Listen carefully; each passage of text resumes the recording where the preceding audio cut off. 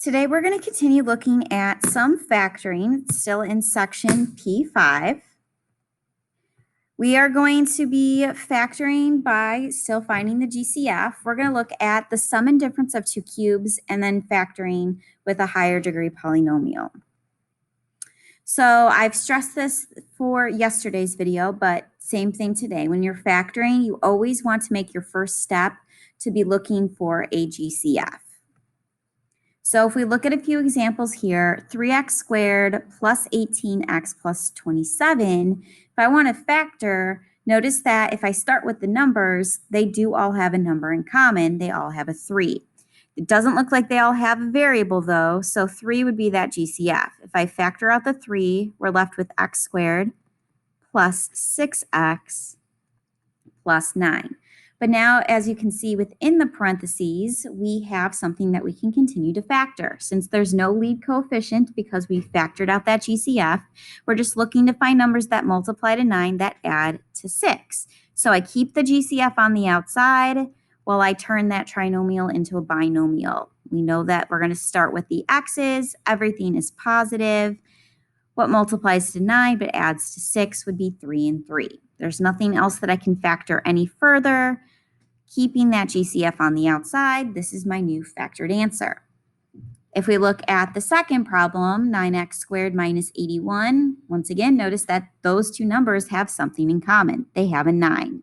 So I'm going to factor that out, and now I have x squared minus 9. But what I have in my parentheses is something that's still factorable. We talked about this yesterday. X squared minus 9, well, that's a difference of 2 squares. So that means that I keep the GCF on the outside, but I can turn that into two smaller terms here. So we start with an x and an x.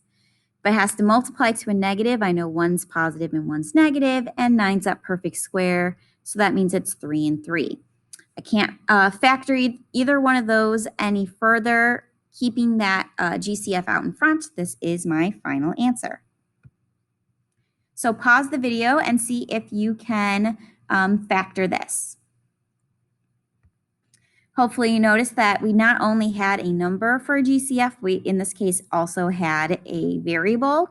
And then what I had in parentheses after I took out the GCF was another difference of 2 squares, and so we were able to then simplify it and factor even further. Let's talk about factoring the sum and difference of two cubes. These formulas are formulas that you're definitely going to write down, so if you need to pause the video to make sure that you have it written down, please do so. But when we're factoring the sum of two cubes, notice that a cubed plus b cubed is going to factor into a plus b times the quantity a squared minus ab plus b squared. Factoring the difference of two cubes, a cubed minus b cubed is always going to factor into a minus b times the quantity a squared plus ab plus b squared. So let's look at some examples. If I have x to the third plus 64, so I can clearly see right away that there is no GCF, but that's always the first thought process, because if they had a variable of x, then we wouldn't have a, in this case, sum of cubes. But because there's no variable with the 64 and I see a cube for the first one, I'm asking myself, okay, well, can I take something and cube it and have that number turn into 64? And yes, that is possible. If I take 4 and I multiply it by itself 3 times, 4 times 4 times 4, or 4 cubed, that gets me 64. So that means that in this case, if it's x cubed, it's really that x is being cubed. So the x is like our a value, 4 is like our b value, and now we're going to just substitute the x and the 4 into that definition. So another reminder, when we have the a cubed plus b cubed, remember that factors into a plus b times the quantity a squared minus ab plus b squared. So now we're going to just do some substitution. So we're going to have x plus 4, because remember a and b is x and 4, times the quantity. If I want to square a, so squaring x would just be x squared, minus, now I want to multiply x and 4. Well, x times 4 is 4x. And then b has to get squared. So I'm going to add 4 squared, which is really 16. Now, what I have inside for that trinomial is not going to be able to factor any further. I can't find two numbers that multiply to a positive 16, but only add up to a negative 4. So this is going to be my complete factored answer. If I look at the next one, notice that between 125 and 8, they're not going to have a number in common. 8 doesn't have a variable, so there is no GCF. So with the first term, because that x is being cubed, notice that 125, that is also a number that is cubed. If I take 5 and I raise that to the third power, that would get me 125. So technically, 5x is being cubed to get me that first term of 125x to the third power. Over here, 8, if I'm looking for something that when I cube it gets me that, well, that's 2.